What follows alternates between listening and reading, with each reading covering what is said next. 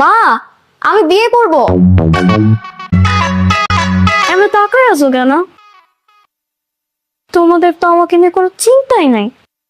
শোনো না মা, এই শীতে তোমরা আমাকে একটু বিয়ে করে দাও না প্লিজ, একটু বিয়ে করে দাও।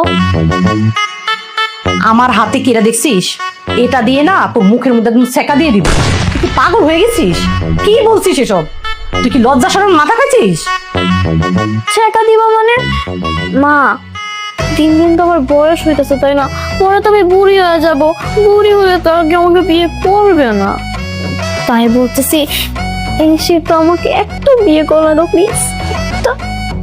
এই তোর বয়স কত? তুই এই বয়সে আসছিস বিয়ের কথা বলতে? যা সামনেতে যা। তো আচ্ছা মা, তোমার কত বছর বয়সে বিয়ে হয়েছিল? কেন 14 বছর বয়স ছিল। কি বলো? তোমার 14 বছর বয়সে বিয়ে হয়েছিল?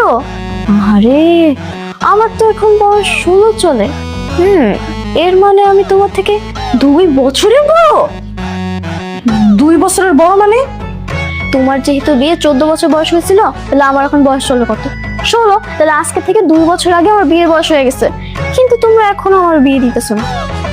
আচ্ছা মা, একটা কাজ করো না, তুমি বাবার কাছে যাও, গিয়ে বলো আমার জন্য সুন্দর দেখে একটা পাত্র খুঁজতে, আমি বিয়ে করব। এই শীতেই আমার একটা জামাই লাগবে।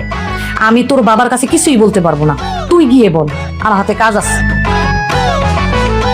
তুমি বলবো না? ঠিক আছে, এই শীতে যেহেতু জামাই আমার লাগবে, তাহলে বাবাকেও কথাটা আমিই বলবো।